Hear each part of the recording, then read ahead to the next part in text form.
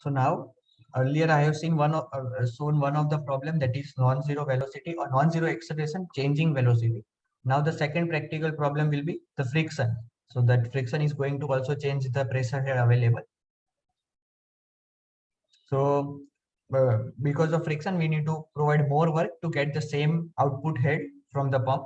So friction, we have already known, it is equivalent to, or it is dependent on the velocity by a power of 2, because the head loss HF is equal to constant F L V square by 2 dg.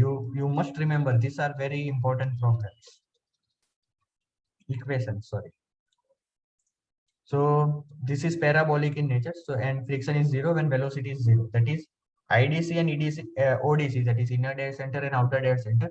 The fluid is going to go, the piston is going to go there, stop over there. That means velocity is going to be zero and then retract back. And this same thing happens in ODC also. The piston goes there at the ODC, it stops there and changes the motion. So the magnitude of velocity is zero over there.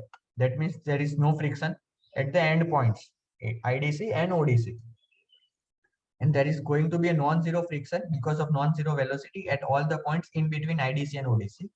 So this is the final indicator diagram, how it will look like. You must remember. So earlier we started with an indicator diagram which was something like this. Sorry. Okay. Sorry.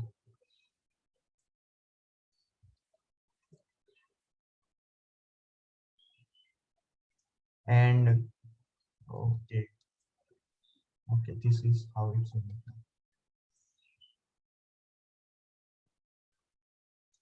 And this was the original indicator diagram.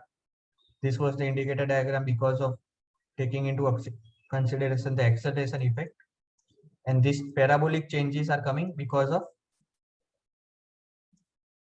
the frictional changes.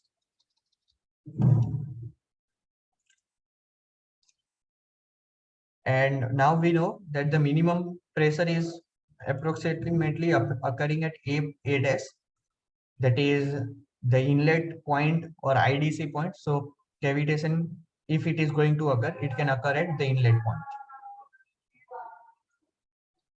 So we have the work done expression rho QGH, and volume flow rate we know is equal to volume into revolution per second.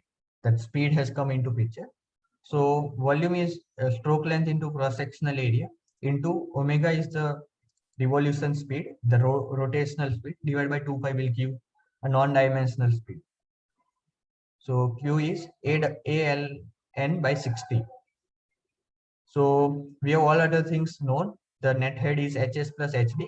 So we have the work done expression with us. This is ignoring acceleration and ignoring friction. But even if we take the acceleration into account, we have already known that acceleration is not going to change the work done. It will increase and reduce the work done by same amount because the area of indicator diagram was changing equally for acceleration effect. So now in the next video, we'll see how the frictional changes are going to happen, how the frictional changes are going to be taken into consideration with the work done.